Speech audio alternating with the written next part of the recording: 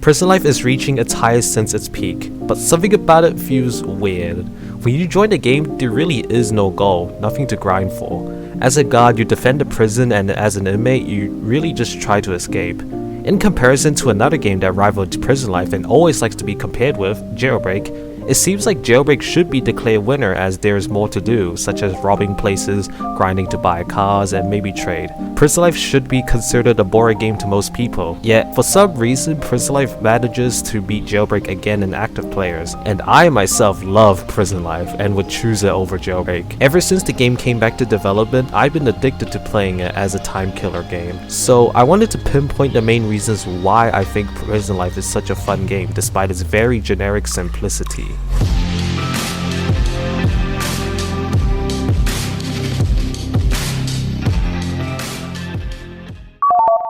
Before the renaissance of Prison Life, one of the main killers for this game is simply because it was infested with exploiters. Any server you joined, it was simply unfun because all the exploits were either constantly kill everyone or just, well, kill everyone. I don't know what else to do since I quit the game because there's no point in playing it. So not only this turns reoccurring players away, it also turns away new players, which prevents the game from growing. But after many years of the game being left to rot and not being able to play the game at all, Prison Life suddenly came back with update after update, which included patches to get rid of exploiters. Today, you can play the game and experience Prison Life due to most of the exploiters being gone. This definitely made people find joy in playing it again, although this doesn't fully explain why the game itself is so fun. Maybe the updates made the game fresh with new, unique gameplay. What definitely got players backed and hooked into the game is the recent amount of updates we've been getting, from small minor changes to a brand new game pass and a free new gun. Updates are good for games as it refreshes the gameplay loop with something new to check out. I definitely had tons of fun playing around with the new C4. These small, simple updates still managed to change a lot of the game, yet it didn't. The game still looks and plays practically the same, but with new stuff you can play around with. The escape methods are still the same. Either use the hammer and break the toilet, or get lucky, a cop drops a keycard and run for your life. So sure, the updates made the game fun again by changing small things around and adding new content, but that still isn't the main reason why the game itself is so addicting in the first place. Let's think about the actual gameplay loop itself rather than the updates, because after all, if your game can't survive on its own or be considered a classic without updates, then something is wrong.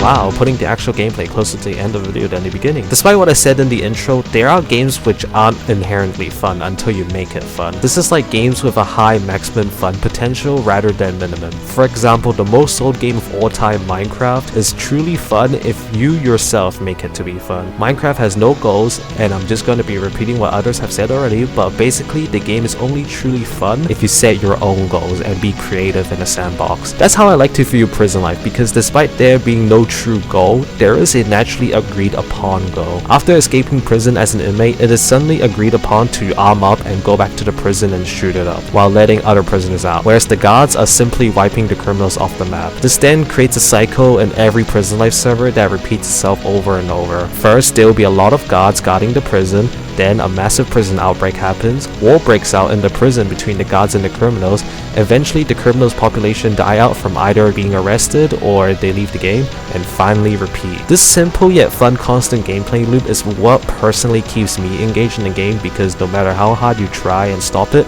the next phase of the loop will eventually happen.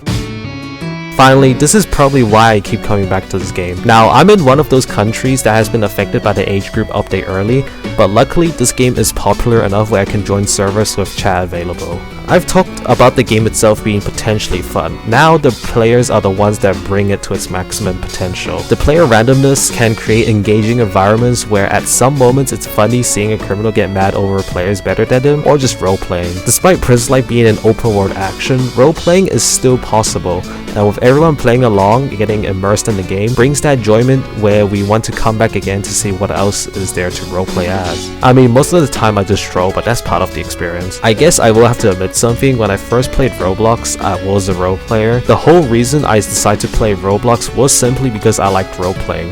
Not the cool ones you're thinking, the literal adopt and raise a cute kid. And Albert stuff introduced me to trolling, which I did the most, so yeah. By the way, that's how my current username is formed. I like those adoption role-playing games, I like space, and the character name would always be Bobby. Getting sidetracked now, but basically the players are the entertainment for this game. I mean, that friend played Prison Life for the first time and enjoyed bullying inmates.